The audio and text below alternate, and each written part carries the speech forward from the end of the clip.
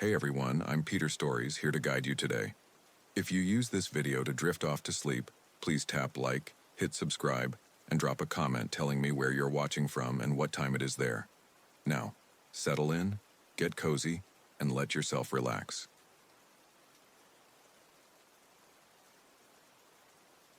Samuel Rivers always thought he knew every inch of that forest, until he found the cabin that didn't exist on any maps, and realized someone was watching him discover it. It was November 2019, Olympic National Park, Washington. Samuel had 6 years of experience as a forest ranger, and he firmly believed nothing in those woods could surprise him anymore. Well, he was wrong. Dead wrong. And if you're into this kind of real account, hit that subscribe button because there's way more disturbing stories like this one coming. Today, speaking from the dry heat of Arizona where he lives now, Samuel still feels the bone-deep, penetrating cold of that Pacific Northwest autumn. The contrast is brutal. Back there you can't stay dry for 5 minutes. Here you shrivel up like a dead branch. But he prefers the heat. At least here, when something moves in the shadows, it's usually just a lizard. The case started like they always do. Someone didn't come back when they should have. Kira Valdez, 28, freelance photographer from Seattle. She'd gone into the park to document what she called the eternal rain season, autumn in the Olympic. Should have been back Tuesday. It was Thursday, and nothing. Another city tourist who got herself lost, was Samuel's first thought. Happens all the time. City folks think nature's Instagram, go in poorly equipped and get screwed. But there was something different about this case. Kira wasn't an amateur. She had professional equipment, trail experience, and had left a detailed route plan at the ranger station. Samuel caught the case because he had an ability other rangers didn't possess. He could find tracks where nobody else could. It wasn't mysticism, just pure observation. He saw details that went unnoticed, an almost imperceptible depression in the earth, branches broken at a specific angle, moss disturbances that others considered natural. His colleagues joked that he had native tracker vision, but Samuel knew it was just a matter of paying attention to what the forest was trying to tell him. Friday morning, Samuel set out alone to Kira's last known location, Hurricane Ridge Trail, northeast sector. The morning fog was thick as soup, and the trees dripped constantly, that sound that drives you insane after a few hours. The smell of rotting leaves mixed with wet moss made the air heavy, almost solid. He found Kira's campsite without much trouble. Tent still up, photography equipment organized, food untouched. But there were no signs of struggle, no tracks leading away from the site. It was like she'd simply evaporated. That's when Samuel's special ability kicked in. While other rangers would have concluded she left voluntarily, he saw what shouldn't be there. Footprints. Not Kira's. She wore size 7 hiking boots. These were military combat boots, size 11 approximately. And they were all around the tent, like someone had circled the campsite studying the situation. What the hell is this? Samuel muttered, crouching for a better look. The prints were old, at least 2 days. Whoever it was had been there before Kira disappeared. Long before. Samuel followed the trail, which led into the forest in a direction that made no sense. There was no official trail there, just dense vegetation and uneven terrain. But the footprints continued, methodically spaced, like the owner knew exactly where he was going. After 2 hours of walking, Samuel stopped. Ahead, between 2 giant sequoias, was a structure, a small wooden cabin, well camouflaged, that definitely didn't exist on any official park maps. And Samuel knew all the maps. He knew every authorized structure, every emergency shelter, every preserved historical building. That cabin shouldn't exist. That's when he felt it. That primal sensation of being watched. The hair on his neck stood up, and Samuel was absolutely certain he wasn't alone in the forest. Someone was watching him discover this. Samuel pulled out his radio to report the discovery, but only static came through. He tried different channels, same thing. Dead zone, he thought. Happens sometimes between the mountains, but very convenient timing. He approached the cabin carefully, hand on his bear spray. The door was slightly open, creaking softly in the wind. The smell coming from inside was wrong. It wasn't normal mold from an abandoned place. It was something more organic, more disturbing. Samuel pushed the door and entered. The interior was organized like a military camp. Survival equipment, detailed park trail maps, and photos. Lots of photos, all of park visitors, taken from a distance with a telephoto lens. Men, women, alone or in small groups. And in the center of the wall, a photo of Kira setting up her tent. "Son of a bitch is hunting people," Samuel said aloud, and immediately regretted speaking. The sound echoed strangely in the cabin, like someone was amplifying it on purpose. He started photographing everything with his phone, but the battery was draining impossibly fast. From 78% to 34% in seconds. "Come on, not now," he whispered, switching to emergency mode. That's when he heard it. A branch breaking outside. Too loud, too deliberate to be an animal. Someone was approaching the cabin. Samuel's training kicked in. He moved to the back window, looking for an exit route. The forest seemed different now. Shadows moved independently of the wind, and there were too many places for someone to hide. The afternoon was getting dark earlier than usual, that oppressive Pacific Northwest darkness that makes 4 p.m. feel like midnight. He slipped out the back window as quietly as possible and started moving through the trees. But after 10 minutes, Samuel realized something terrifying. He was lost. He knew these trails like the back of his hand, but nothing looked familiar. Someone had moved the trail markers. The radio crackled to life suddenly. "Rivers, report your position." "Base, this is Rivers, Samuel looked around, disoriented. "I'm not sure of my exact position. Found unauthorized structure. Possible connection to missing person case." "Rivers, your signal is breaking up. Did you say missing person?" "Kira Valdez was found 3 hours ago, safe and sound at Hurricane Ridge parking lot. Says she got lost for a couple days. Case closed. Return to base." Samuel stared at the radio. "That's impossible. I'm at her campsite right now. Her equipment is still here." "Negative, Rivers. Her equipment was with her. Are you feeling all right? Maybe you should head back." Something was very wrong. Either his radio was compromised or someone was playing very sophisticated games. Samuel turned off the radio and kept moving. That's when he found the real campsite. Hidden in a natural depression about half a mile from where he'd found the decoy camp, there was evidence of the real Kira Valdez. Her actual equipment, scattered and damaged, and blood. Not much, but enough to tell a story. Samuel's tracking ability went into overdrive. He could see the sequence of events like a movie. Kira had been taken by surprise. There was a brief struggle. Then she was dragged away. The tracks were clear to him. Military boots, size 11, carrying additional weight. But the tracks led to a cliff edge. Samuel looked down into the ravine. About 30 feet below, caught in tree branches, was a body.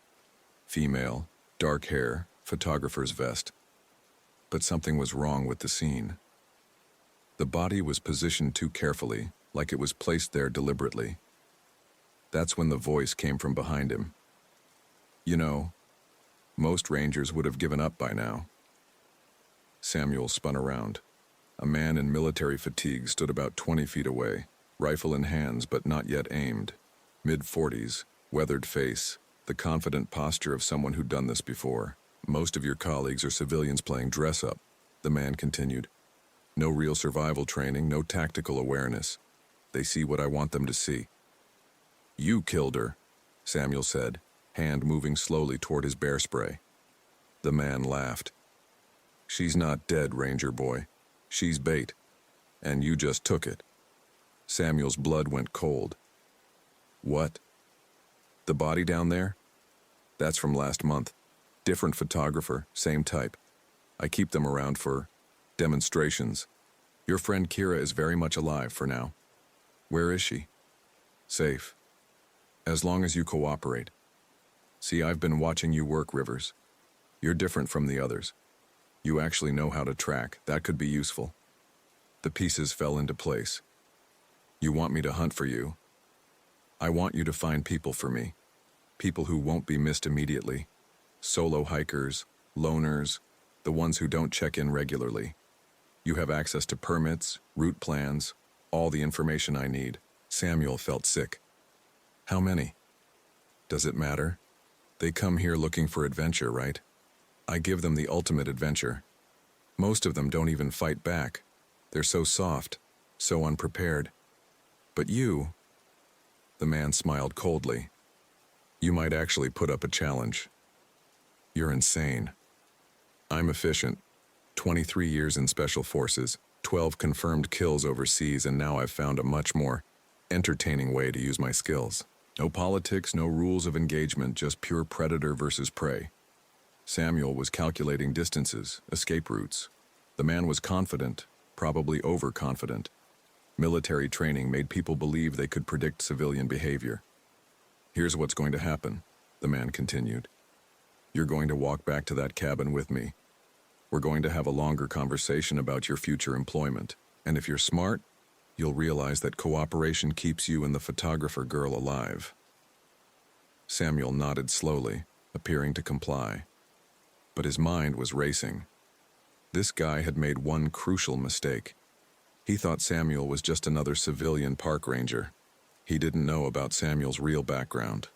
What Samuel hadn't mentioned to anyone at the ranger station was that before becoming a park ranger, he'd spent 4 years in the Marines. Infantry, 2 tours in Afghanistan. He knew exactly what he was dealing with, and more importantly, he knew this type of predator's weakness: arrogance. As they walked toward the cabin, the man kept talking, explaining his methods, bragging about his intelligence. Classic predator behavior. The need to show superiority, to demonstrate control. The beauty of this location, the man said, is that people disappear here naturally. The Olympic Peninsula swallows hikers regularly. I just accelerate the process. Samuel was counting steps, memorizing the route, watching for opportunities. The man was staying just far enough back to maintain control, but close enough to react quickly. Professional spacing. But he made his mistake when they reached the cabin. He got too comfortable, too confident in his control of the situation. Inside, he commanded, gesturing with the rifle. Samuel moved toward the door, then suddenly dropped and rolled left. The shot went wide, and Samuel came up behind a tree. His military training kicked in completely. All the instincts he'd suppressed during 6 years of peaceful ranger work came flooding back. You didn't mention you had combat experience, Rivers, the man called out, sounding amused rather than concerned. This is going to be more fun than I thought. Samuel didn't respond. He was moving, using the techniques he'd learned in Afghanistan. Urban warfare skills translated well to forest combat when you knew what you were doing. The cat-and-mouse game that followed was brutal. The predator was skilled, but he'd gotten lazy hunting civilians. Samuel was rusty, but desperation and righteous anger were powerful motivators. The turning point came when Samuel used his tracking ability in a way the man couldn't have predicted. Instead of running, Samuel doubled back and found the man's trail from earlier in the day. Following it backward, he found something the predator thought was safely hidden. Kira Valdez, tied up but alive in a concealed shelter about a quarter-mile from the cabin. Thank God, she whispered when Samuel cut her bonds. He's been keeping me alive to practice hunting techniques. Said I was going to be the target for his next victim.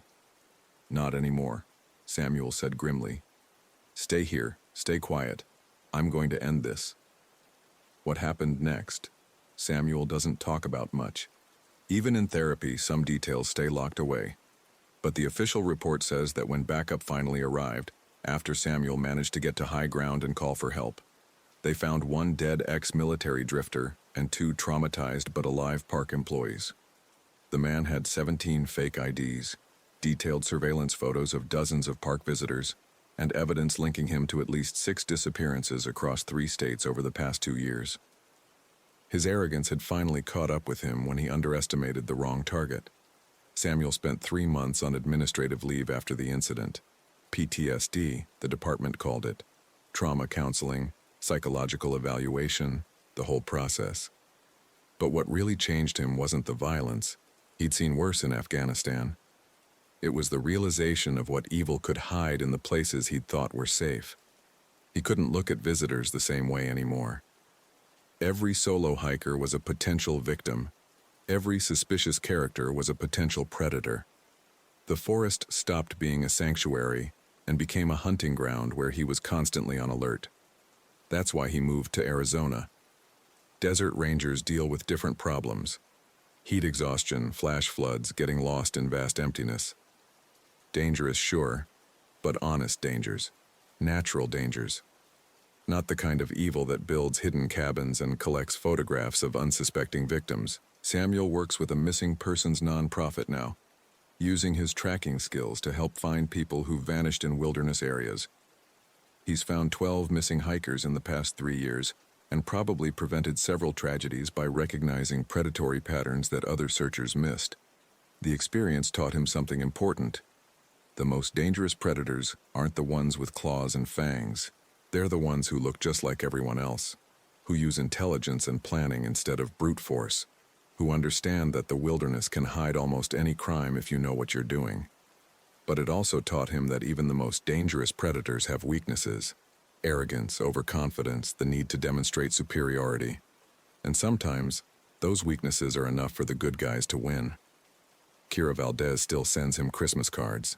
She got therapy too, went back to photography, but now she only works in urban environments.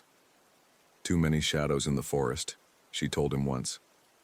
Samuel understands that completely. The cabin was destroyed by the Park Service, and the area was recategorized as off-limits to civilian hiking.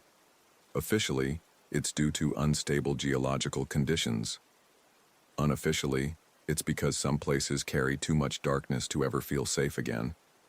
Samuel sleeps better now in the Arizona desert, where the horizons are clear and you can see trouble coming from miles away. But he still keeps his military gear clean and ready, because he learned something important in those Washington woods. Evil exists. It's often smarter than you think, and sometimes you're the only thing standing between it and innocent people. The tracking ability that saved his life that day has become his life's work.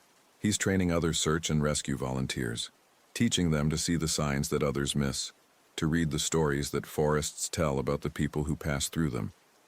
Because in the end, that's what the wilderness really is: a storyteller. And Samuel Rivers learned to listen to what it was saying, even when the story was about monsters who walk on 2 legs and hunt for sport. If you work in remote areas or know someone who does, share this story. And if you found this account valuable, hit that subscribe button for more real experiences like this one.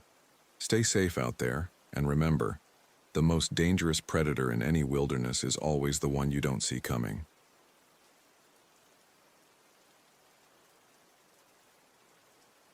Tyler's flashlight flickered and died exactly when he needed it most.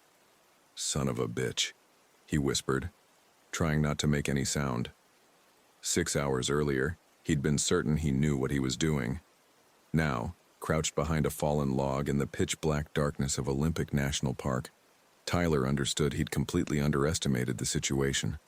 And if you're into this kind of real account, consider subscribing here, because what happened that October night changed everything I thought I knew about what really lurks in the forests.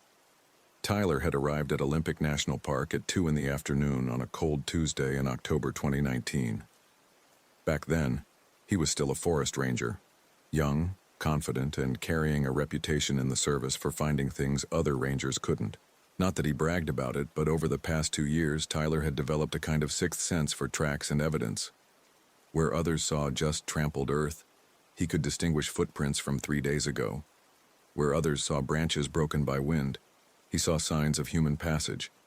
The case seemed routine at first. Cassidy Reeves, 22 years old, biology student from University of Washington, had disappeared 36 hours earlier.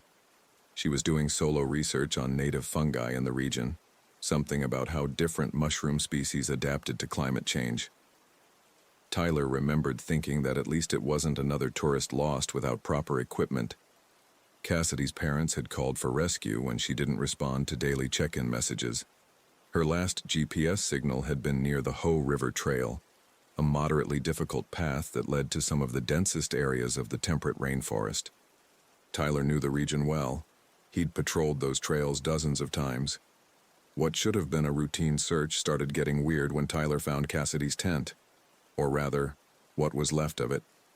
The structure was torn in a very specific way, not like a bear had attacked, but as if someone had used a knife to create precise openings. Cassidy's research equipment was scattered around, but in a way that seemed theatrical, like someone had arranged the scene. Tyler keyed his radio to report the find. "Base, this is Brennan. Found evidence of the missing person. Approximate location." Static cut through his transmission. He tried again. More static. "Perfect," he muttered, checking the equipment. The radio had been working fine that morning. Tyler wasn't superstitious, but he'd learned to trust his instincts. And right then, all his instincts were screaming that something was very wrong. That's when he saw the tracks. Tyler had always been good at reading trails. It was something that came naturally, like the earth told stories only he could decipher. But the footprints around the tent didn't make sense. There were at least 3 different sets. Cassidy's hiking boots, which he recognized from the sole pattern, heavy military boot prints, and something more disturbing, bare footprints. All seemed to be at least 2 days old, but the sequence didn't add up. Cassidy's tracks showed she'd set up the tent normally, had gone out to collect samples, and then disappeared. The military boots appeared out of nowhere, circled the tent several times, then headed west toward the denser parts of the forest. The bare footprints were the strangest. They began where Cassidy's ended, as if she'd taken off her boots and started walking barefoot through the cold October forest. Tyler followed the bare footprints for almost an hour. The trail led away from any official path, winding between century-old trees and over moss-covered logs. What bothered him most was the pattern of the prints. Too uniform, too straight. Nobody walks barefoot through a cold forest with that kind of precision, especially not someone supposedly lost or panicked. The forest was too quiet. Tyler had noticed it since leaving his car, but now the absence of sound was becoming oppressive. Not even the normal rustling of small animals. It was as if all wildlife had abandoned this area. The footprint stopped abruptly in a small clearing. Tyler examined the ground carefully, using his flashlight to illuminate every inch. There was something that shouldn't exist. Fresh, normal hiking boot prints starting exactly where the bare footprints ended. As if Cassidy had magically put on new shoes in the middle of the forest. "What the hell is this?" Tyler muttered, crouching down for a better look. The new prints were definitely female, the right size for Cassidy, but the sole pattern was completely different from the boots she'd originally worn. Plus, the prints were too clean, without signs of the mud and debris that should have accumulated during a 2-day hike.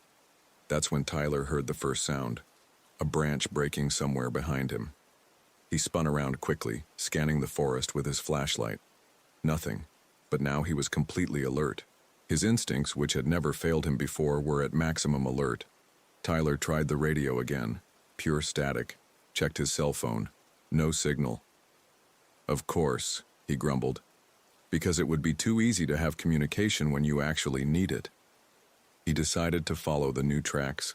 The trail led deeper into the forest, always west, always away from any area Tyler knew well. After another 40 minutes of hiking, he started finding things that didn't make sense. First was a backpack hanging from a branch about 10 feet off the ground. When Tyler managed to knock it down, he discovered it was full of women's clothes, but not the clothes Cassidy had been wearing when she disappeared. These were new clothes, still with tags. And stranger, they were exactly Cassidy's size.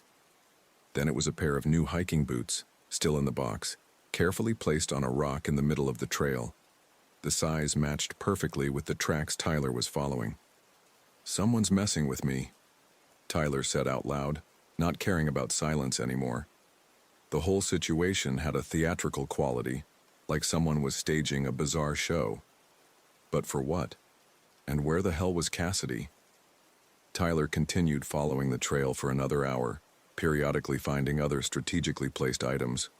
A sealed water bottle, energy bars, even a regional map with a route marked in red.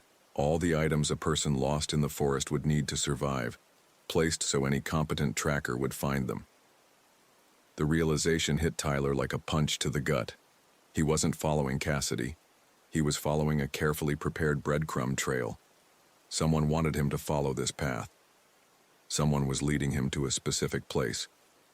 Tyler stopped and looked around. The forest suddenly seemed different. Denser, more threatening. The trees seemed to lean over him, and the shadows between them had gained an almost solid quality. He checked his GPS. He was almost 4 miles from where he'd left his car, in an area that didn't appear on official park maps. That's when he heard the voice. "Help! Please! Someone!"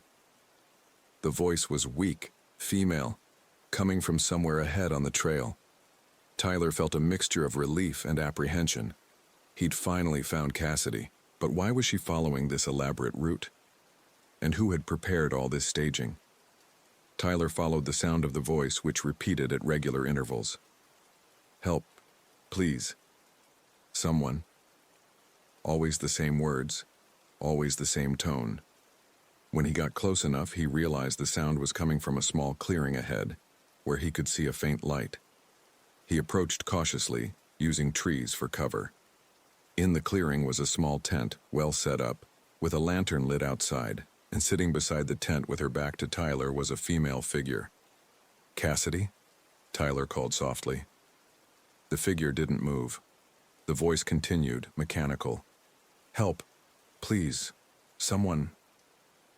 Tyler moved closer, and that's when he realized something was terribly wrong. The voice was coming from a small speaker placed near the figure, and the figure itself. It wasn't Cassidy. It was a mannequin dressed in women's clothes, carefully positioned to look like a person from a distance. The recording played on loop, the same plea for help over and over. Tyler's blood ran cold. This wasn't a rescue mission anymore. This was a trap, and he was the prey. He started backing away slowly, but it was too late. A voice spoke from the darkness behind him, calm and amused. "You know, Ranger, I was starting to think you'd never show up." Tyler spun around, his hand instinctively going to his service radio. A man stepped out from behind a massive Douglas fir, and Tyler's training kicked in immediately. Mid-40s, average height, but built like someone who'd spent years in combat. Military bearing, tactical clothing, and most unsettling of all, a confident smile that suggested he was completely in control of this situation. "Where's Cassidy?" Tyler demanded, trying to keep his voice steady. The man chuckled. "Safe and sound, for now. You know, I've been watching you for the past 3 hours. Pretty impressive tracking skills. Though I have to say you fell for the bait a lot easier than I expected." Tyler's mind raced. 3 hours? This guy had been observing him since he found the tent. "What do you want?" "What I want," the man said, pulling out a hunting knife that gleamed in the dim light, "is sport. Real sport. Not some college girl who cries and begs. Someone who might actually make this interesting." The pieces fell into place with horrible clarity. Cassidy hadn't disappeared. She'd been taken, used as bait to lure someone with tracking skills into the deep forest. Someone like Tyler. "You're insane," Tyler said, slowly reaching for his pepper spray. "No, I'm bored. 23 years in Special Forces, and now I'm supposed to what? Sit in some office? Pretend civilian life is enough?" The man's smile widened. "The Park Service made it easy. All those missing persons reports over the years. Hikers who got lost. And you Rangers so eager to help coming out here alone." Tyler realized this wasn't the first time. How many other Rangers had disappeared in these woods? How many cases labeled as accidents or people lost in the wilderness? "Here's how this works," the man continued. "I'm going to give you a 30-second head start. Then I'm coming after you. If you can make it back to your vehicle, you win. If not..." He shrugged. "Well, let's just say Cassidy could use some company." Tyler didn't wait for permission. He bolted. The forest exploded around him as he crashed through underbrush, not caring about noise anymore. Behind him, he heard the man's laughter, followed by a countdown. 28, 27. Tyler ran harder than he'd ever run in his life, but he knew the truth. He was in this psychopath's territory. The man knew every trail, every hiding spot, every advantage the forest could offer. Tyler was running blind through terrain his pursuer had probably mapped for years. 15. 14. Tyler's lungs burned as he leaped over fallen logs and dodged low-hanging branches. He needed a plan beyond just running. He needed to think like a ranger, not like prey. 10. 9. That's when Tyler's special ability kicked in. The same instinct that had made him so good at tracking suddenly reversed itself. If he could read the forest to follow someone, maybe he could read it to lose someone too. 5. 4. Tyler spotted a creek ahead and made a desperate decision. He jumped into the cold water and started running upstream, hoping to break his scent trail. The shock of the freezing water nearly stopped his heart, but he forced himself to keep moving. "Time's up, Ranger." Tyler heard the pursuit begin, heavy footsteps crashing through the forest with military precision. But something was wrong. The footsteps were too loud, too obvious. This guy was good, but he was also arrogant. He expected Tyler to run like a panicked animal, leaving an easy trail to follow. Instead, Tyler did something the killer wouldn't expect. He stopped. Crouching in the creek behind a large boulder, Tyler forced himself to think.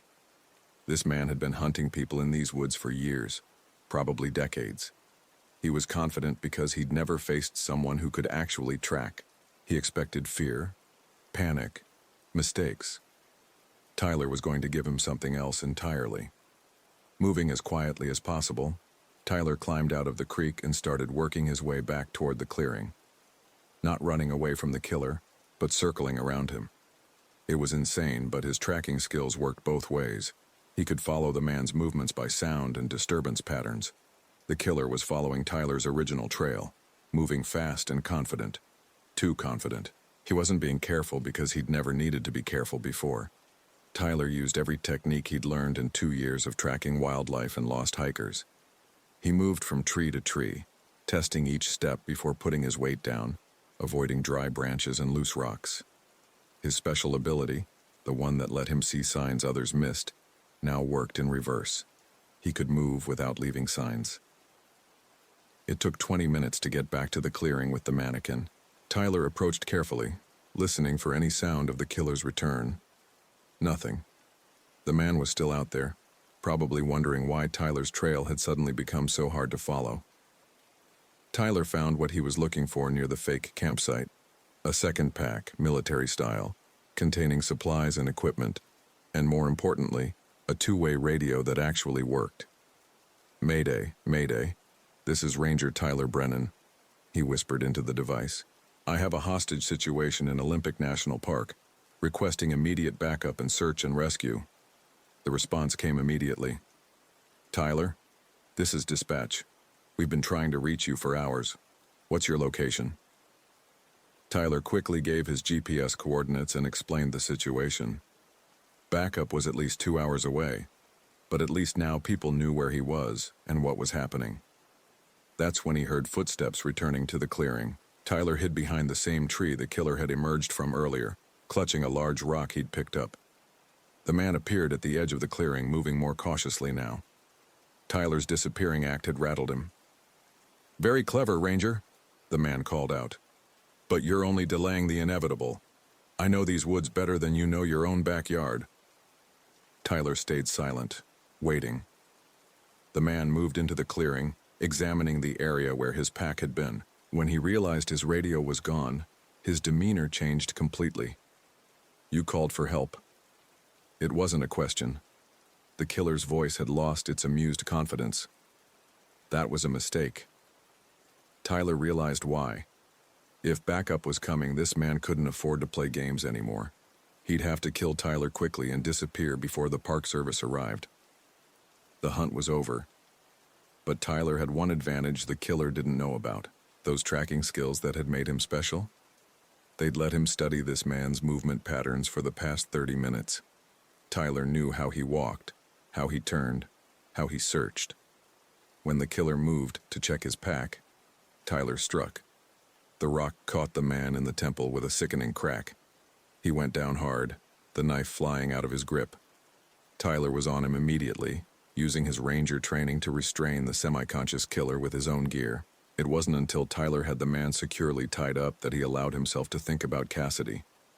"Where is she?" he demanded. The killer, blood running down his face, just smiled. "You'll never find her in time." But Tyler's tracking ability hadn't abandoned him. Now that he wasn't running for his life, he could examine the clearing properly. The killer's camp wasn't just staged. It was a base of operations. Tyler found signs of multiple trails leading away from the area, evidence of other victims, other hunts. One trail was fresher than the others. Tyler followed it for 15 minutes before he heard a faint tapping sound. Morse code. Someone was tapping SOS against wood. Cassidy was alive, trapped in a camouflaged pit about half a mile from the clearing. When Tyler pulled away the carefully constructed cover, he found her injured but conscious. She'd been surviving on water and energy bars the killer had left, kept alive as bait for the real hunt. "Are you Tyler?" she asked weakly as he helped her out of the pit. "Yeah. How did you?" "He talked about you. Said you were the best tracker in the Park Service. Said hunting you would be the ultimate challenge." Tyler realized how close he'd come to giving this monster exactly what he wanted. If he'd panicked, if he'd run blindly, if he hadn't turned his tracking skills into an advantage. The backup arrived 2 hours later, along with FBI agents who'd been tracking similar disappearances in national parks across the Pacific Northwest. The killer, whose real name was Marcus Webb, dishonorably discharged from Special Forces for psychological issues, had been hunting people in wilderness areas for almost 15 years. They found evidence of 17 victims. Tyler testified at the trial 6 months later. By then, he'd already moved to Arizona, trading the dense forests of Washington for the open desert. The change in landscape was intentional. He needed somewhere he could see threats coming from miles away. Webb got life without parole. During the sentencing, he looked directly at Tyler and mouthed, "Thank you." The psychopath had enjoyed their hunt so much that even capture felt like a victory to him. Tyler never went back to forest ranger work. The experience had changed something fundamental about how he saw the wilderness. It wasn't the bears or the weather or getting lost that made forests dangerous. It was the monsters who looked like regular people, who used the isolation and vastness as hunting grounds. But in a way, that night also showed Tyler something important about himself. The ability that made him good at tracking wasn't just about reading signs in the dirt. It was about understanding patterns, about seeing what others missed, about staying calm when everything went wrong. Now, Tyler works as a private investigator in Phoenix, specializing in missing persons cases. He's helped find dozens of people who might otherwise have disappeared forever. The skills that almost got him killed in Olympic National Park now save lives on a regular basis. And every time he takes a case involving someone missing in wilderness areas, Tyler makes sure to warn the families about something the Park Service rarely mentions. The most dangerous predators in any forest aren't the ones with 4 legs and fangs. They're the ones who walk upright and smile when they meet you on an isolated trail. Cassidy recovered completely and finished her degree. She sends Tyler a Christmas card every year, always with the same message. "Thank you for not giving up." What she doesn't know is that Tyler keeps those cards in his desk drawer, right next to the commendation letter he received for capturing Marcus Webb. Sometimes when the Arizona heat gets overwhelming, Tyler finds himself missing the cool forests of Washington. But then he remembers the sound of footsteps behind him in the dark, the feeling of being hunted, and the terrible moment when he realized he wasn't the predator in that situation. The desert might be harsh, but at least Tyler can see everything coming. If you know someone who works in remote areas, share this story with them. And if you enjoyed this account, subscribe to the channel for more real stories like this one. Because the wilderness is full of wonders, but it's also home to nightmares that wear human faces.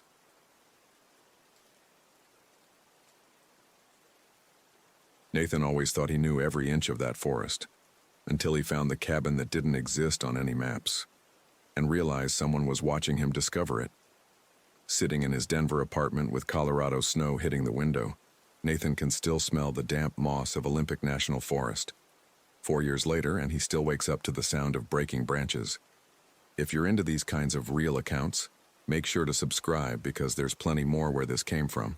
But let him tell you how it all started. October 2019. Nathan had been a forest ranger for 3 years, thinking he'd seen everything. Lost tourists, aggressive bears, climbing accidents, routine stuff. Elena Vasquez was different. Another missing college student, his supervisor, Ranger Morton, had said that gray morning. 24 years old, biology student from University of Washington. She was researching elk migration patterns on the Olympic Peninsula. Nathan remembers rolling his eyes. Students always thought they knew more than they did. The difference was Elena had experience.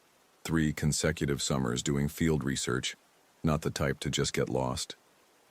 Last contact was yesterday at 6 p.m., Morton continued, handing over the report. Her radio died during a check-in call.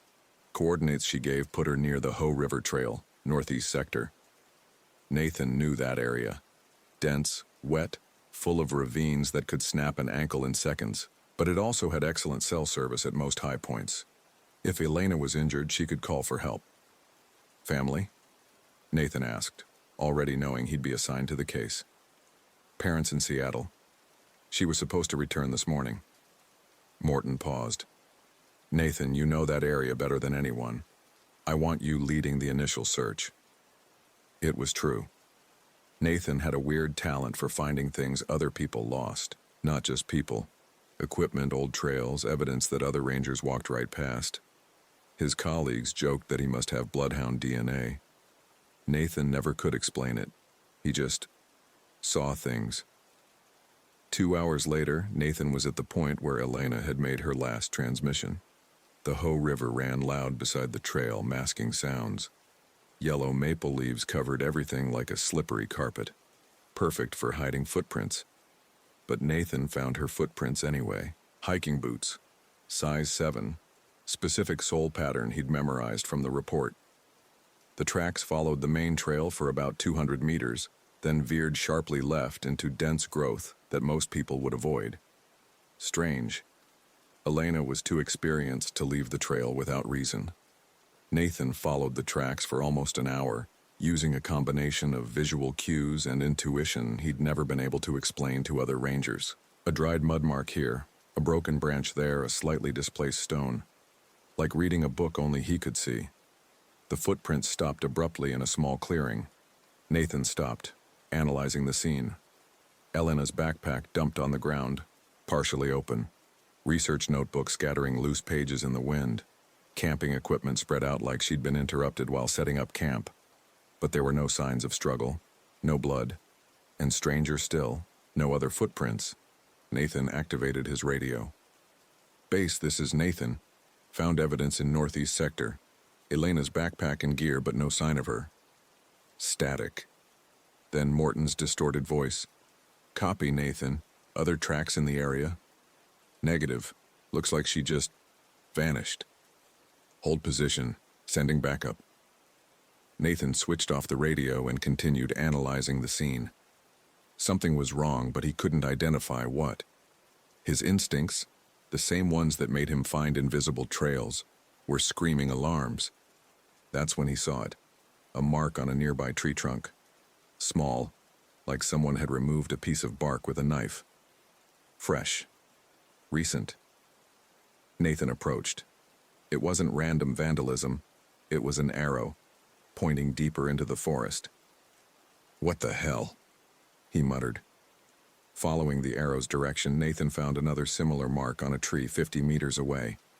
Then another, and another. Someone was leaving a trail. Deliberately. Nathan followed the marks for almost 2 hours, entering parts of the forest he'd never explored even after 3 years on the job. The topography got more rugged, with deep ravines and rock formations that didn't appear on official maps. That's when he saw the cabin. Small, built with local timber, almost invisible among the trees. Nathan had to stop and rub his eyes. That structure definitely wasn't on any park maps, and Nathan knew every map, every registered trail, every official structure. He approached slowly, every survival instinct alerting him to danger. The cabin was old but well-maintained. Small window with intact glass. Solid wooden door with a lock that looked new. and outside a pile of recently cut firewood. Someone was using that cabin, someone who didn't want to be found. Nathan activated his radio again. "Base, this is Nathan. Found an unmapped structure in deep northeast sector. Possible connection to Elena's disappearance. Static." Then nothing. "Base, do you copy?" More static. Nathan checked the equipment. Full battery, antenna working. But the radio was simply dead. Shit. Nathan pocketed the radio and approached the cabin window. He tried to look through the glass, but it was too dark inside to see anything. He tested the door. Locked. But there were footprints around the cabin. Fresh ones. Heavy boots. Large size. Different from Elena's tracks. And then Nathan saw something that made his blood freeze. Near the cabin door, half hidden under dry leaves, was a piece of blue fabric. Nathan recognized it immediately.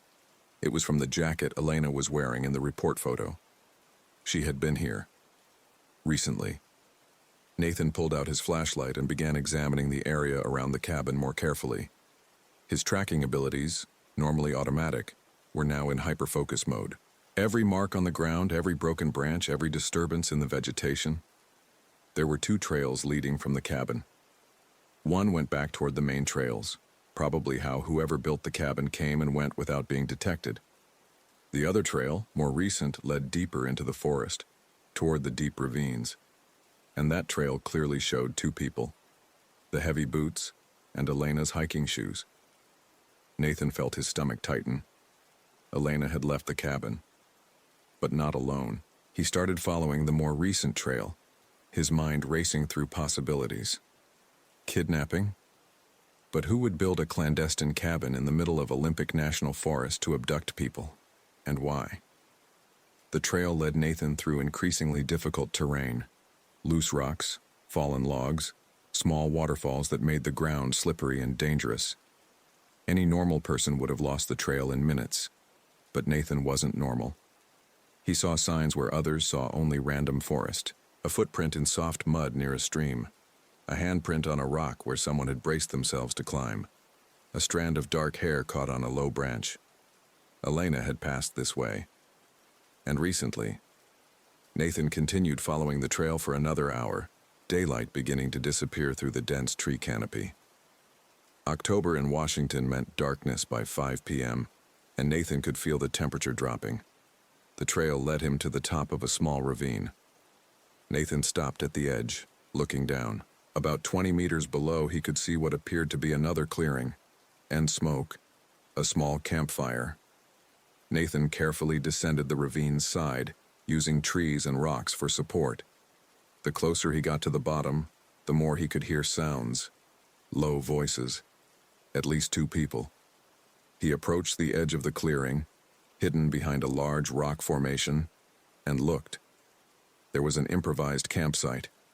2 small tents, a campfire, camping equipment scattered around, and 2 figures near the fire. One was Elena. Nathan recognized the dark hair and blue jacket immediately. She was sitting on the ground, her back to him, apparently uninjured. The other figure was a man, large, muscular, wearing military camouflage clothing. He was standing near the fire, handling something that looked like hunting equipment. Nathan's mind raced. This wasn't a rescue situation. This was something else entirely. The man was talking, but Nathan could only catch fragments of conversation from his position. "Told you the rules," the man was saying. 30-minute head start. Elena's voice, strained but defiant. "You're insane. People will look for me." A harsh laugh from the man. "Let them look. They'll never find this place. And if they do..." He gestured toward something Nathan couldn't see. "Well, you won't be the first to disappear permanently." Nathan felt ice in his veins. This wasn't kidnapping. This was something much worse. The man continued. "You biology students think you're so smart. Know everything about nature. Let's see how much you really know when your life depends on it." Nathan understood with horrifying clarity what was happening. This psychopath was hunting people, like animals. Elena stood up slowly, I won't run. I won't give you that satisfaction. Oh, but you will. The man's voice carried a cold confidence that made Nathan's skin crawl. Because if you don't, I'll make this much less pleasant for you. Trust me, you want the running option. Nathan knew he had to act. But what? He was alone, his radio was dead, and this guy was clearly experienced and dangerous.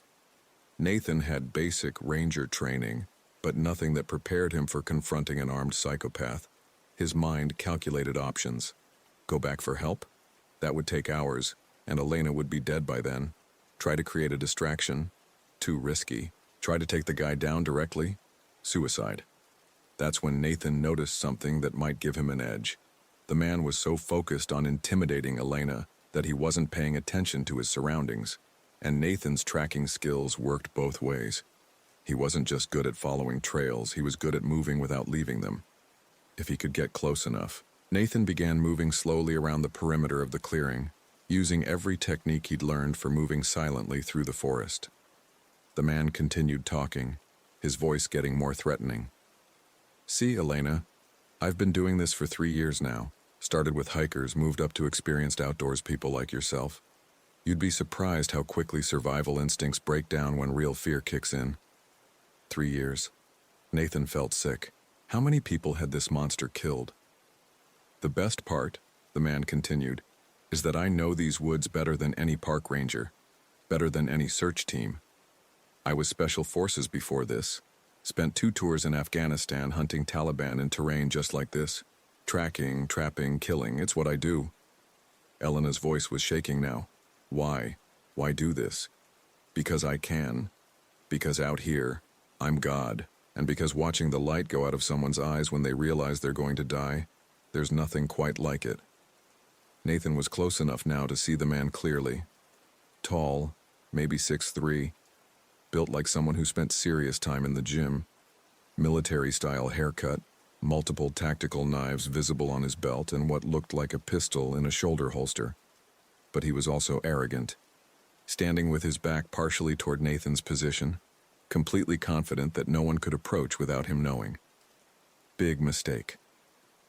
Nathan continued his careful approach, every movement calculated to avoid breaking twigs or rustling leaves.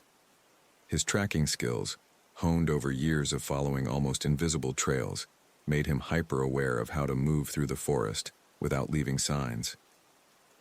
Here's how this works, the man was saying. You get a 30-minute head start.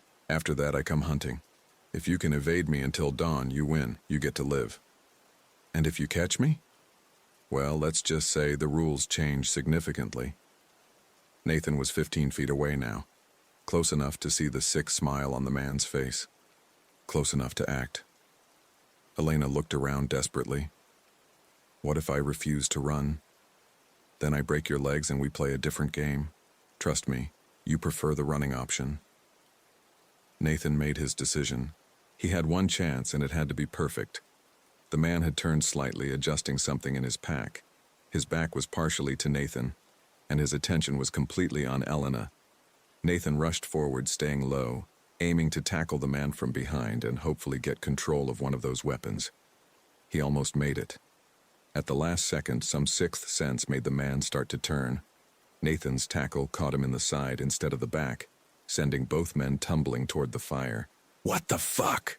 The man roared, rolling away from the flames and coming up with a knife in his hand. Who the hell are you? Nathan scrambled to his feet, putting the fire between himself and the armed man. Forest Ranger, and you're under arrest. The man laughed, a sound that had no humor in it. Ranger?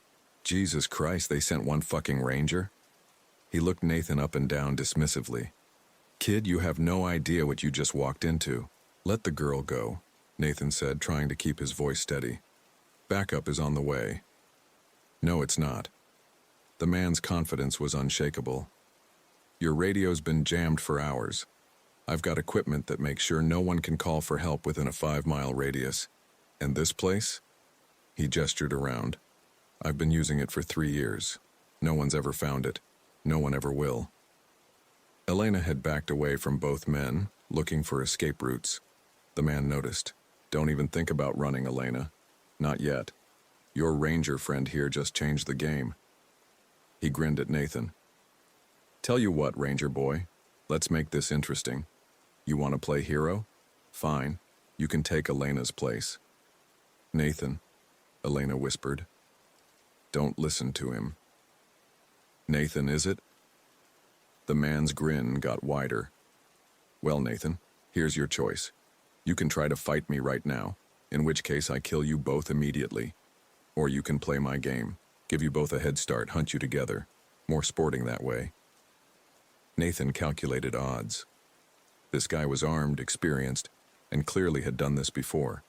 Direct confrontation was suicide, but if he could get Elena away from here, get enough distance to find help. What kind of head start? Nathan asked. Now you're being smart. 1 hour. You and Elena, together or separate, doesn't matter to me. After 1 hour, I come hunting. Make it to the main trail. You win. I catch you. He shrugged. Well, let's hope it doesn't come to that. Nathan looked at Elena. She was scared but alert, watching for any opportunity. Why should we trust you? Nathan asked. Because you don't have a choice. And because... The man's expression turned cold. I like the chase. Killing you right now would be boring. I want to see what you're made of first. Nathan made his decision.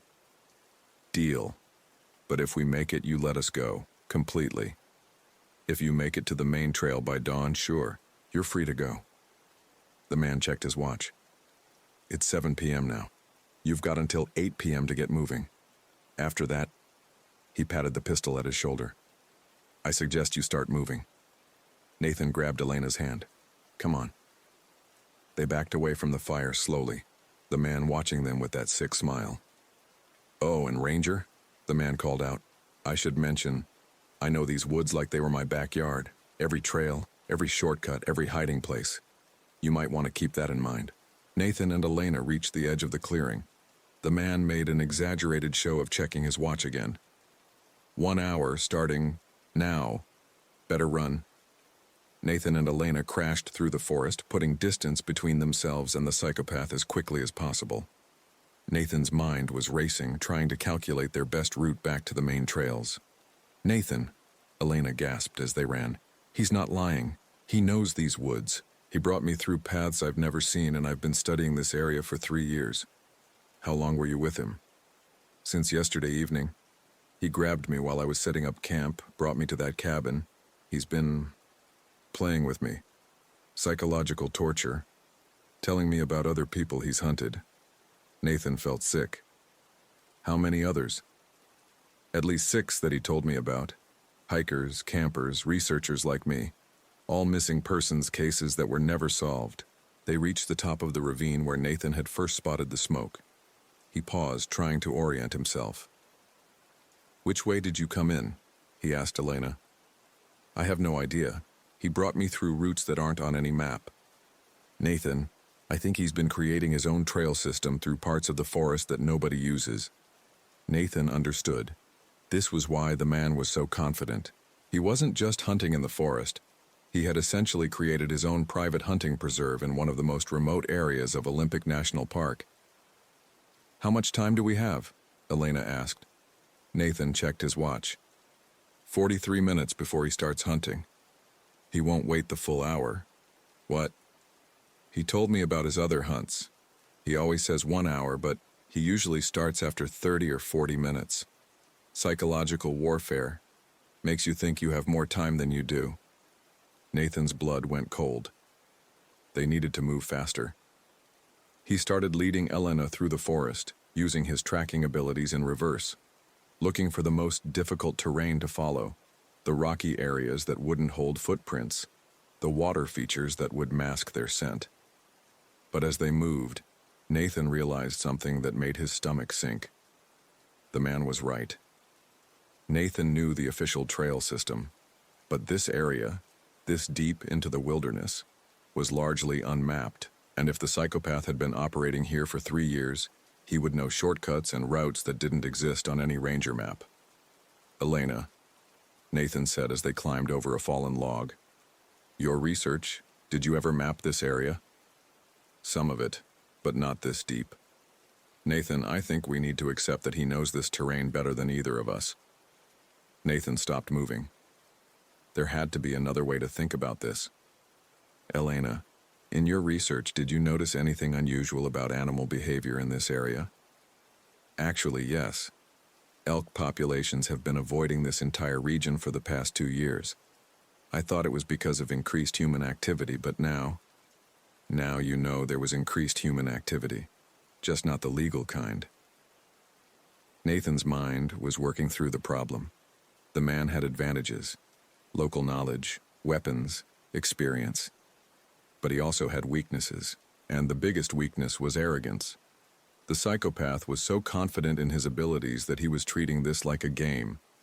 He expected Nathan and Elena to run in panic, to make mistakes, to follow predictable routes toward the main trails. What if they didn't? Elena, change of plans. We're not going to try to reach the main trail. What? Nathan, that's suicide. If we stay in this area, he'll definitely find us. Maybe, but if we try to reach the main trail using routes he knows better than we do, he'll definitely catch us before we get there. Nathan looked around, his tracking instincts analyzing the terrain. But there's something he doesn't know. What? He doesn't know what I can do.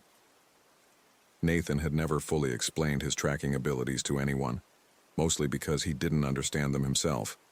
But he could read signs in the environment that other people missed completely, and that included signs of how someone else moved through an area. If the psychopath had been operating in this region for 3 years, he would have left traces, habitual routes, cached supplies, maybe even other structures like the cabin they'd found. Traces that other people wouldn't see but that Nathan might be able to follow. Elena, I need you to trust me. Instead of running away from him, we're going to track him. Track him? Nathan, he's the one with the weapons and the experience. Yes, but he's also arrogant. He thinks he's the only predator in these woods. He's not expecting to become prey. Nathan started examining their surroundings more carefully, looking for signs of previous human passage. It was difficult in the fading light, but his eyes were trained to catch details that most people would miss.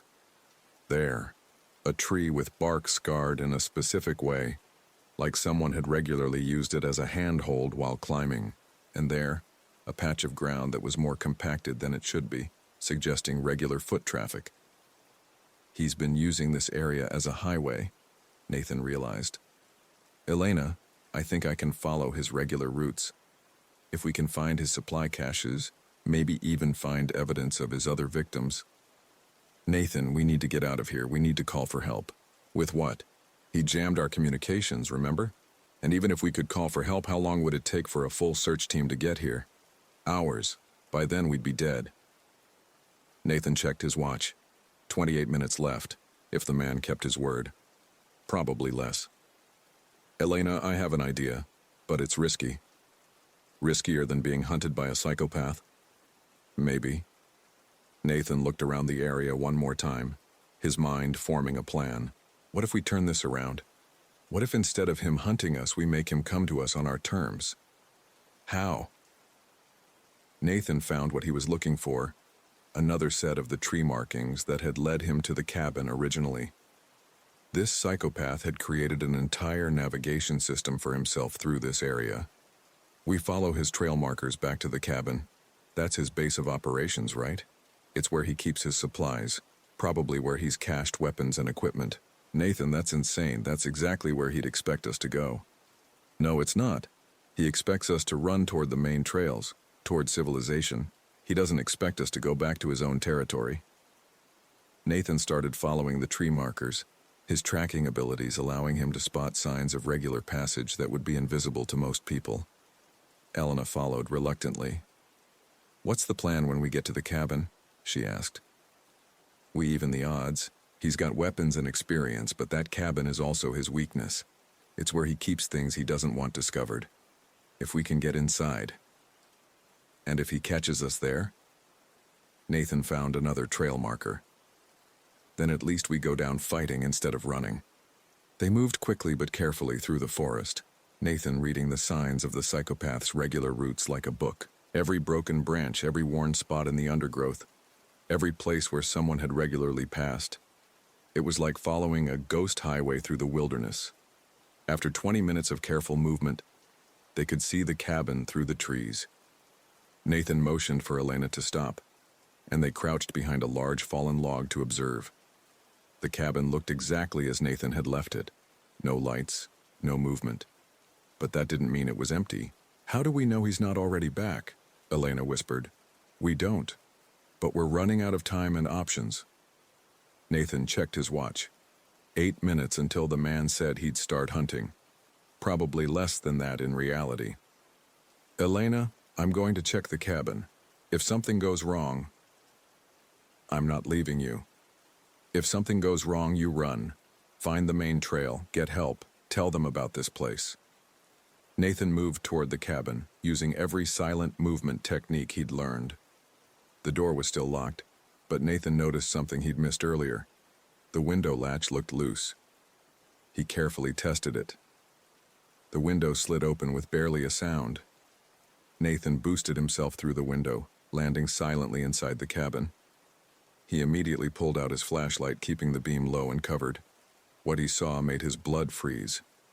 The cabin was a hunting lodge, but not for animals. The walls were covered with photographs. Dozens of them.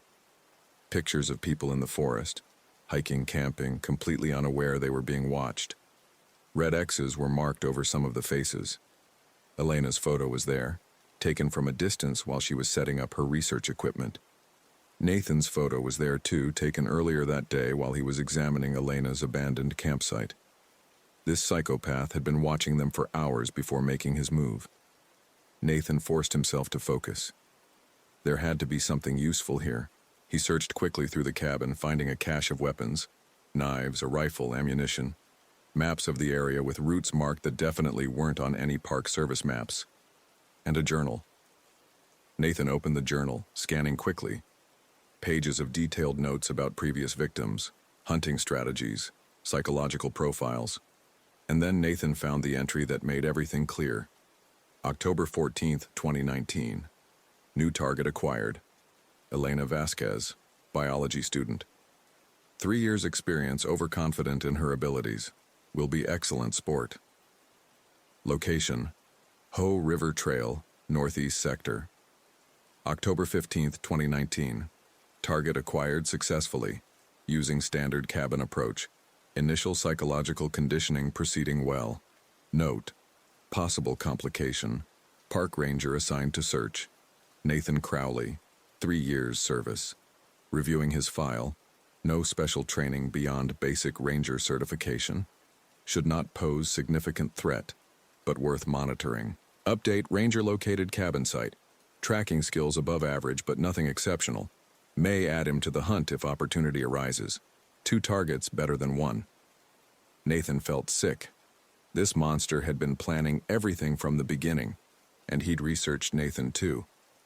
But there was something else in the journal that caught Nathan's attention. A map of the area with several locations marked. Not just the cabin. There were at least 4 other sites marked as cache points and 2 marked as disposal sites. Nathan photographed the relevant pages with his phone, then grabbed the rifle and as much ammunition as he could carry. He also took one of the knives and a handheld GPS unit that showed the marked locations. He was climbing back out the window when he heard Elena scream.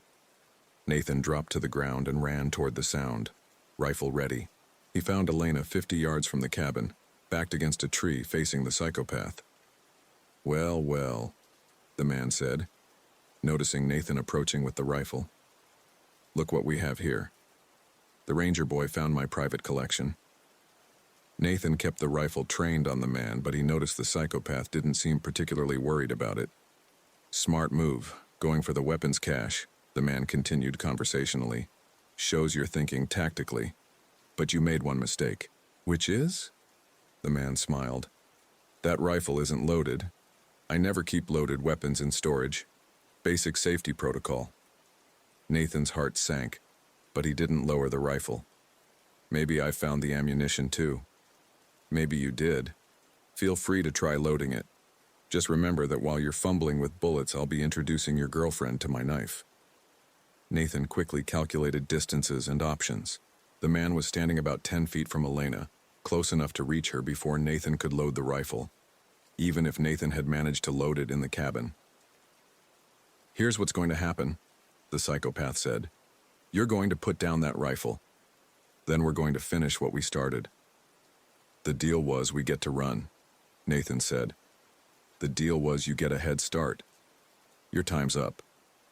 The man checked his watch theatrically.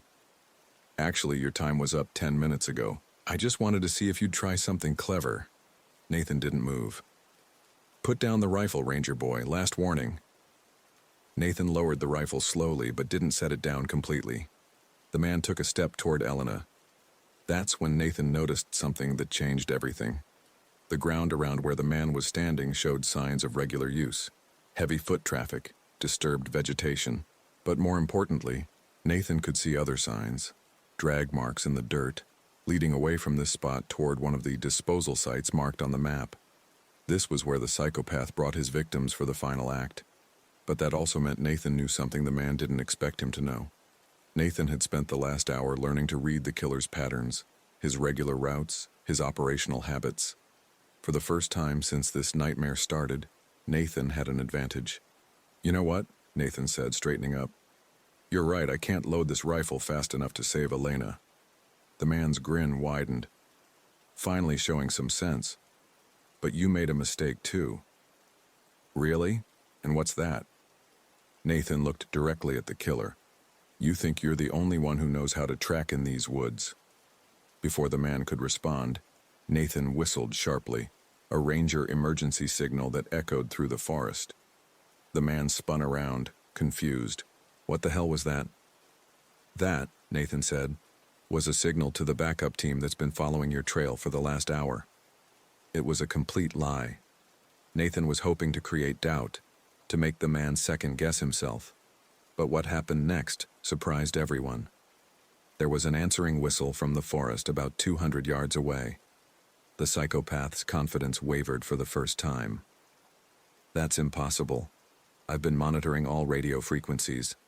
No one called for backup." Nathan was as surprised as anyone, but he didn't let it show. "You think radio's the only way Rangers communicate?" More whistles, from different directions, getting closer. The man was starting to look genuinely worried. "You're bluffing." "Am I?" Nathan took a step forward. "See, here's what you didn't know about me. My tracking skills? They're not normal. I can follow trails that other people can't even see. And I can backtrack routes that people think they've hidden." Nathan gestured toward the ground around their feet. "This spot?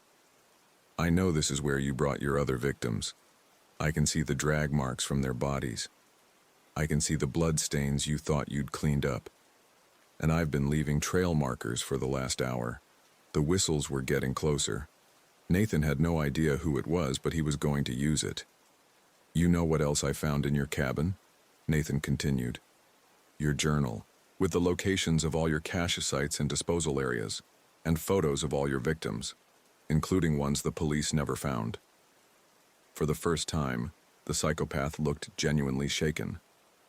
"You're lying." Nathan pulled out his phone, showing the photographed map pages. Cache site at coordinates 478024, 123.6044, disposal site at 47.7891, 123.5987. Should I keep going? The man's face went white. Those coordinates were clearly meaningful to him. The whistles were close enough now that they could hear voices. Multiple people moving through the forest in their direction. "Even if there's a team coming," the man said, raising his knife, "I can still kill both of you before they get here." "Maybe," Nathan agreed. "But here's the thing about hunters like you. You're all the same. You pick victims you think are helpless. You choose terrain you think you control. You create situations where you have every advantage." Nathan took another step forward, still holding the unloaded rifle like it was ready to fire. "But you made one critical error with me." "Which is?" "You assumed I was helpless." Nathan suddenly dropped low and swung the rifle like a club, catching the man in the legs and sending him tumbling backward. As the psychopath fell, Nathan lunged forward and grabbed Elena's hand. "Run!" They crashed through the underbrush, the killer's shouts echoing behind them. But instead of running blindly, Nathan was following one of the trail systems he'd identified, one of the psychopath's own routes, leading toward the main trail system. Behind them, they could hear the man crashing through the forest in pursuit, but also the voices of whoever had been making those whistles getting closer. Nathan and Elena reached a creek that Nathan recognized from his earlier tracking. They were close to the main trail system now, maybe half a mile. "Nathan," Elena gasped, "who do you think those people are?" "I have no idea, but right now they're the best thing that's happened to us all day." They heard the psychopath behind them, but more distant now. He was clearly being cautious about the unknown voices in the forest. Nathan led Elena along the creek bed, using the water to mask their scent and tracks. This was basic evasion technique, but it would buy them time. 10 minutes later, they reached the edge of the main trail system. Nathan had never been so happy to see an official Park Service trail marker. They were also met by two figures emerging from the forest, a man and woman in ranger uniforms that Nathan didn't recognize. "Ranger Crowley?" the woman called out. Nathan stopped, surprised. "How do you know my name?" "Search and rescue team from Port Angeles Station. We've been looking for you for 6 hours." Nathan was confused. "But my radio was jammed. I couldn't call for backup." The man stepped forward. "Your supervisor got worried when you missed your scheduled check-in at 3 p.m. When they couldn't raise you on radio, they called in a search team." Elena collapsed against a tree, exhaustion and relief overwhelming her. "There's a man in the forest. He's been hunting people, killing them." The female ranger immediately got on her radio. "Base, this is SAR Team 2. We have Nathan Crowley and the missing person, Elena Vasquez, both alive and mobile. But we have a code red situation, armed and dangerous individual in the area. Request immediate backup and law enforcement." Nathan looked back toward the forest where they'd just escaped. "He's got a whole operation back there. Cabin, weapons cache, maps of areas that aren't on our charts, and evidence of multiple victims." The male ranger nodded grimly. "We'll need you to guide a tactical team back to those locations." "I can do that," Nathan said. Then he paused. "But I should warn you, this guy knows these woods better than anyone, and he's military trained." "Don't worry," the female ranger said. "So are we." 3 hours later, Nathan was leading a combined team of Park Service rangers, local sheriff's deputies, and FBI agents back toward the psychopath's base of operations. What they found exceeded even Nathan's expectations. The cabin contained evidence linking the killer to 12 missing persons cases spanning 3 years. The disposal sites contained remains of 7 victims, and the man himself was found trying to escape through one of his secret trail systems, captured when he ran directly into a perimeter team that Nathan had helped position using the psychopath's own mapped routes. The killer's name was Marcus Vance, former Army Special Forces with 2 tours in Afghanistan, dishonorably discharged for excessive violence. He'd been living off the grid in Olympic National Forest for 4 years, supporting himself by hunting and gradually escalating to human prey. During questioning, Vance expressed genuine surprise that Nathan had been able to track his routes and find his cache sites. "That's impossible," he kept saying. "Those trails were invisible. No one could follow them." But Nathan had followed them, and more than that, he'd been able to read the killer's operational patterns well enough to predict his movements and turn them against him. 6 months later, Nathan was offered a position with the FBI's Behavioral Analysis Unit, specifically for their Wilderness Crimes Division, cases involving serial killers and missing persons in remote areas. He turned it down. Instead, Nathan moved to Colorado and became a wilderness survival instructor. He teaches people how to read signs in nature that could save their lives, how to recognize when they're being followed, how to spot evidence of human predators in places where most people only think about natural dangers. Because Nathan learned something in that forest that changed his perspective on everything. The most dangerous predator in any wilderness isn't the bear, or the mountain lion, or the weather. It's the human who chooses to become a monster. But Nathan also learned something else. Sometimes people like him, people who can see things others miss, are the only thing standing between monsters and innocent victims. He never went back to Olympic National Forest, but he never forgot what he learned there, and he never stopped using those lessons to help others. Elena Vasquez completed her biology degree and now works for the National Park Service in wildlife protection. She and Nathan stayed in touch, bonded by an experience that neither of them could fully explain to anyone else. Marcus Vance was convicted on multiple counts of murder and sentenced to life without parole. During his trial, he continued to insist that Nathan couldn't possibly have tracked him the way he did. "That's not how tracking works," he told his lawyers. "No one's that good." But Nathan was that good. He just never knew it until his life depended on it. And sometimes, Nathan reflects, that's how we discover who we really are. Not in the comfortable moments, but in the moments when everything is stripped away except what we're truly capable of. The forest taught Nathan that he was capable of more than he'd ever imagined. It also taught him that there are people in this world who choose to use their capabilities to hurt others, and people who choose to use theirs to protect others. Nathan chooses protection. Every day. And if you or someone you know spends time in remote areas in wilderness settings where help is far away, Nathan's story is a reminder. Trust your instincts. Pay attention to signs that something isn't right. And remember that the most important survival skill isn't how to start a fire or find water. It's how to recognize when you're being hunted. If you found Nathan's story helpful or know others who could benefit from hearing it, make sure to share this and subscribe for more real accounts from people who face the unthinkable and live to tell about it. Because sometimes, the best way to survive a nightmare is to learn from someone who's already been through it.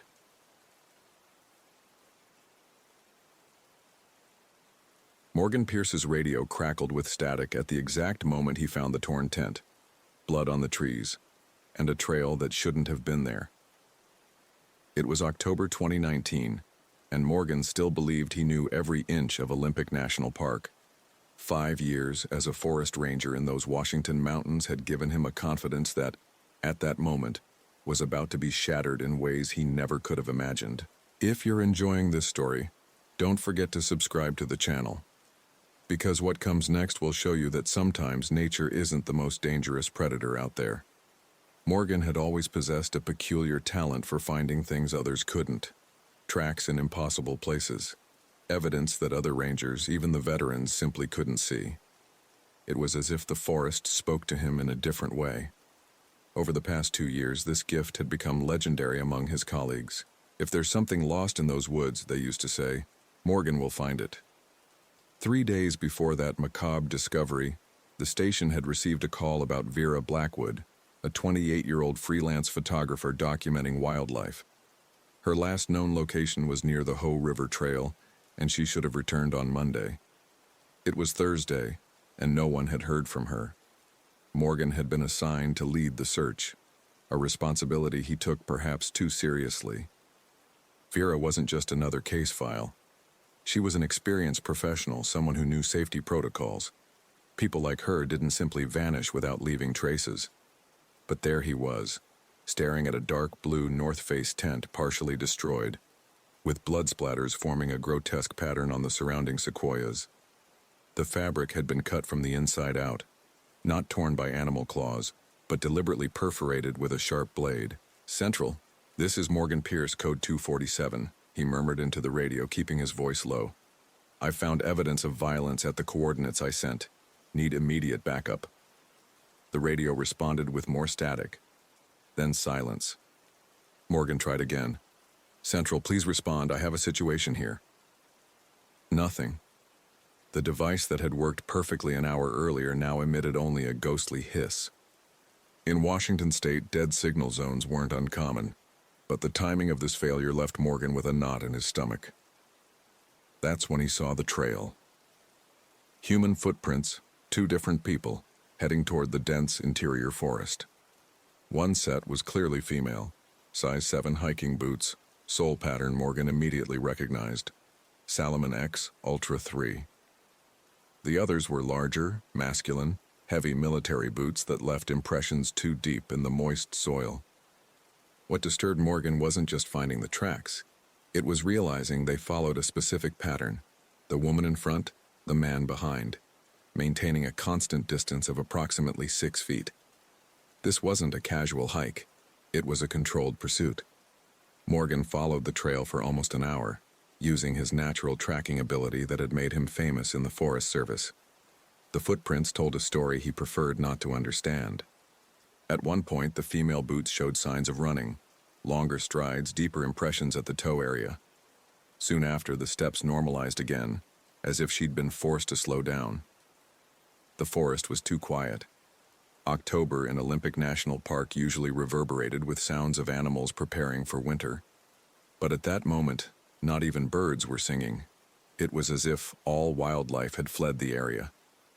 Morgan stopped abruptly when he noticed something gleaming among the dry leaves. It was a Canon 5D Mark IV camera, professional equipment worth several $1,000s. The strap had been cut, not broken, and the camera was still on, the LCD screen showing the last photo taken, a shaky image of military boots approaching. "Shit," Morgan muttered, checking the photo's timestamp. It had been taken less than 2 hours ago. This meant Vera Blackwood had been alive until very recently, and whoever was pursuing her was still in the area.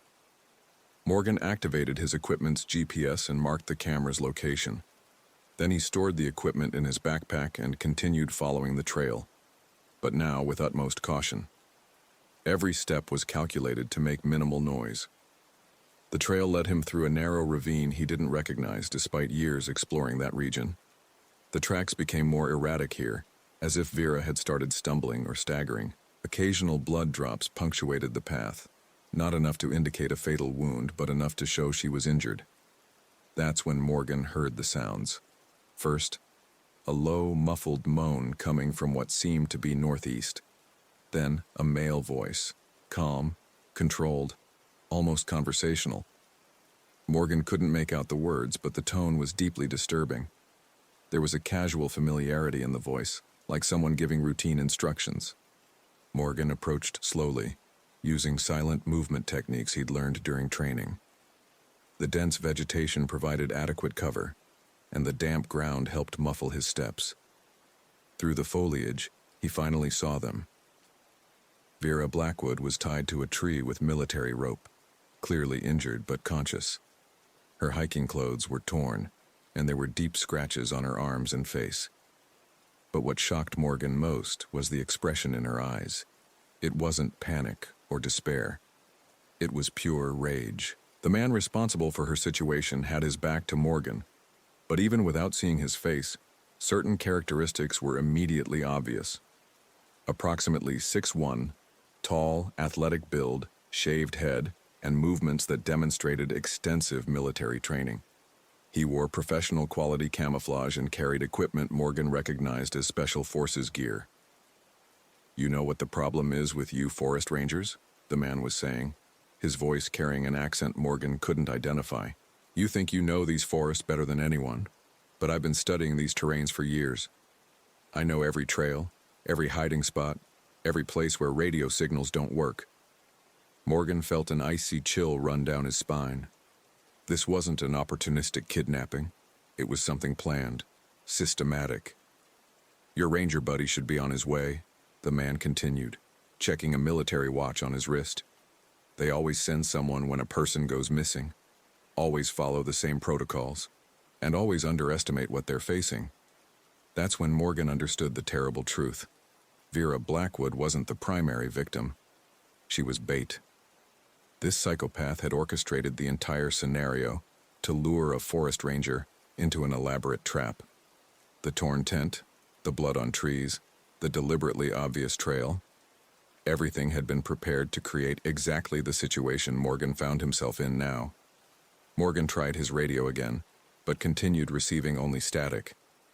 His cell phone had no signal, something that rarely happened in that specific area, unless someone was using a signal jammer. "You know what else I learned about you people?" The man continued talking to Vera, but Morgan realized the words were directed at him. Somehow this maniac knew Morgan was there watching. "You always try to be heroes. Always think you can solve everything alone.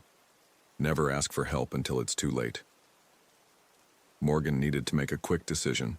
He carried only basic equipment: pepper spray, a camping machete, and an emergency flare.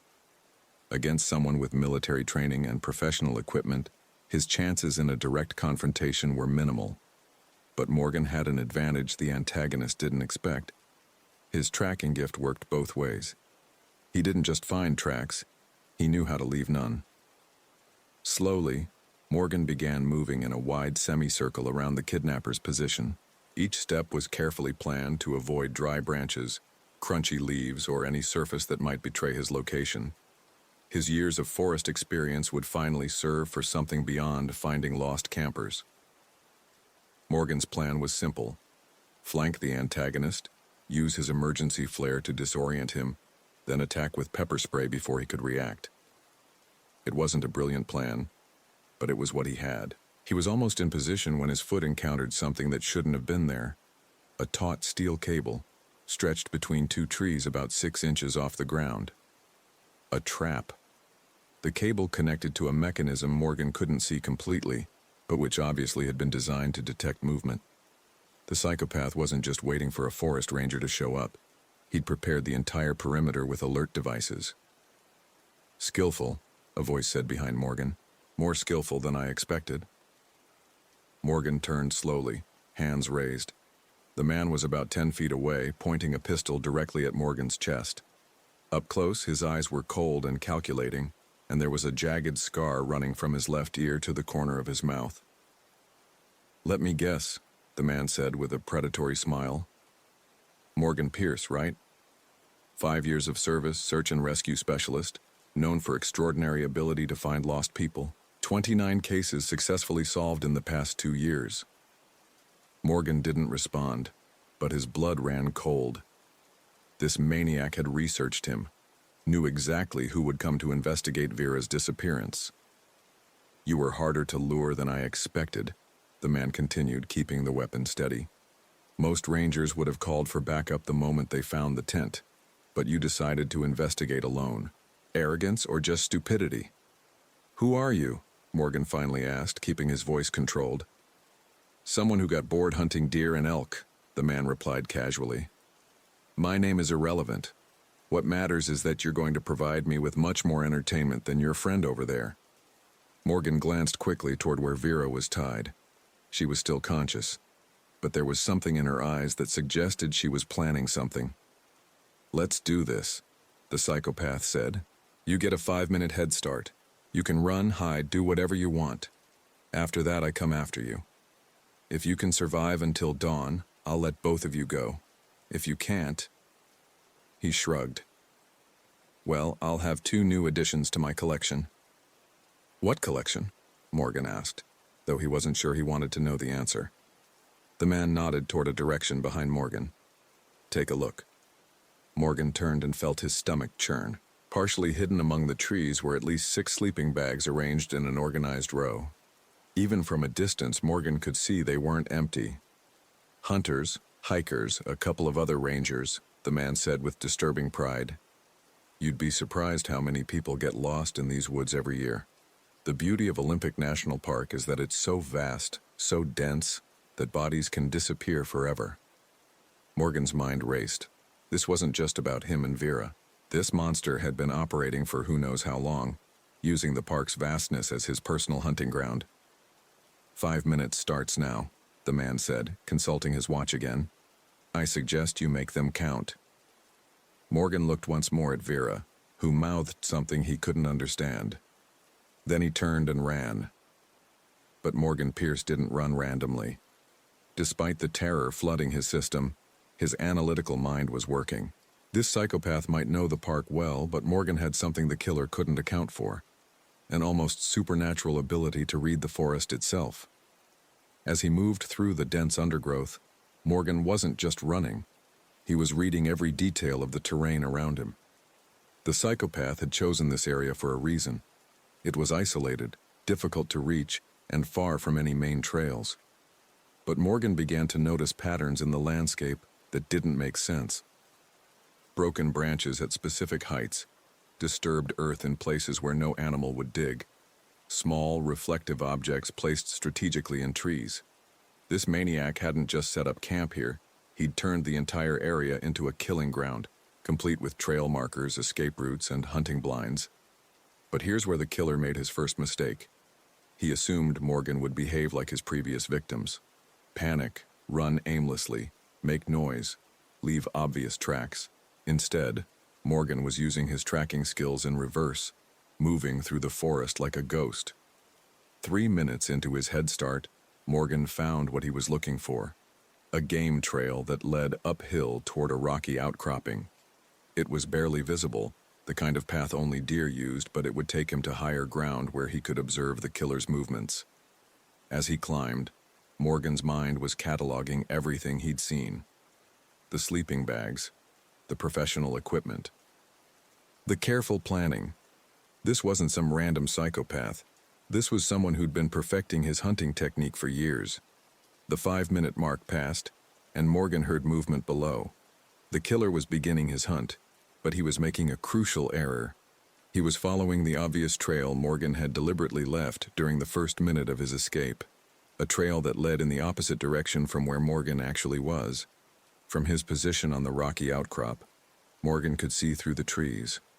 The killer moved with military precision, but there was arrogance in his posture.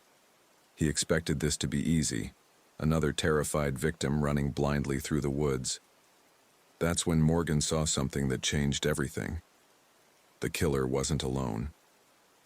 There was a second figure moving through the trees, flanking the path from the opposite side. This was a coordinated hunt, and Morgan had walked directly into it. Panic started to set in, but Morgan forced himself to think. 2 hunters meant they would use standard military tactics. One would follow the obvious trail, while the other cut off escape routes. But it also meant they had to communicate, which gave Morgan an opportunity. He waited until both figures were visible below him, then pulled out his emergency flare. Instead of using it for signaling, he aimed it directly at the ground between the 2 hunters and fired. The flare exploded in a brilliant red flash, temporarily blinding both men and filling the forest with acrid smoke. In the confusion, Morgan heard shouting, angry, disoriented voices trying to re-establish contact. But instead of running, Morgan did something that would have surprised both hunters. He climbed down from his hiding spot and moved toward Vera's location. While they were dealing with the flare distraction, he had a narrow window to reach her. The problem was getting there without triggering any of the perimeter traps he'd already identified. This is where Morgan's true skill came into play. He could see patterns in the forest that others missed, the way certain areas looked disturbed, the placement of the steel cables, the logic behind the killer's trap placement. It took him 12 agonizing minutes to navigate through the trap field, but he finally reached the tree where Vera was tied. She was conscious but weak, blood loss from her injuries taking its toll. "How many?" she whispered as Morgan began cutting her bonds with his machete. "2 that I saw," Morgan replied quietly.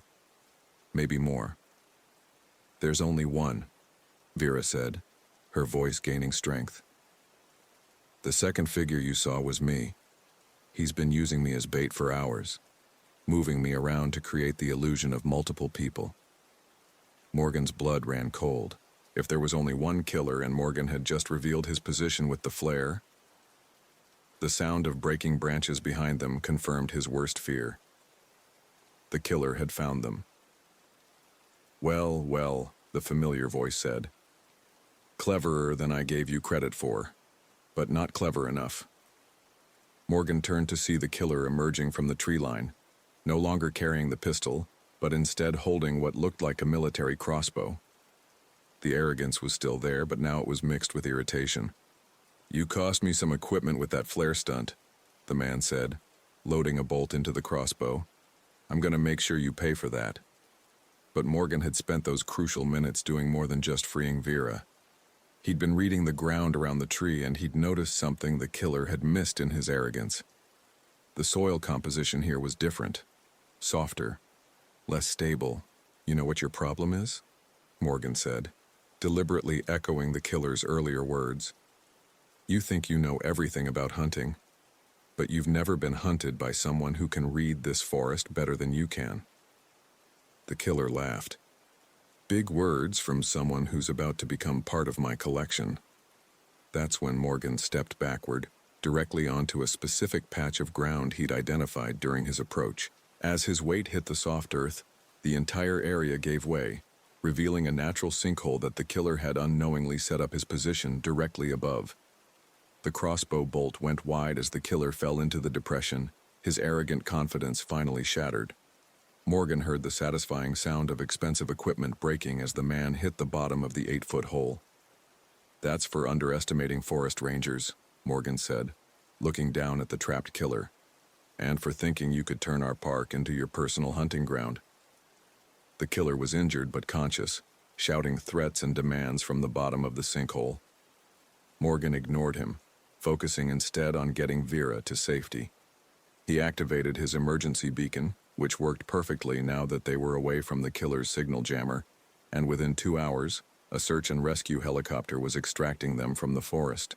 The killer, whose real name turned out to be Marcus Sullivan, was a former Army Ranger dishonorably discharged for violent incidents. He'd been using Olympic National Park as his hunting ground for 3 years, responsible for at least 8 disappearances that had been classified as people getting lost in the wilderness. The trial made national news.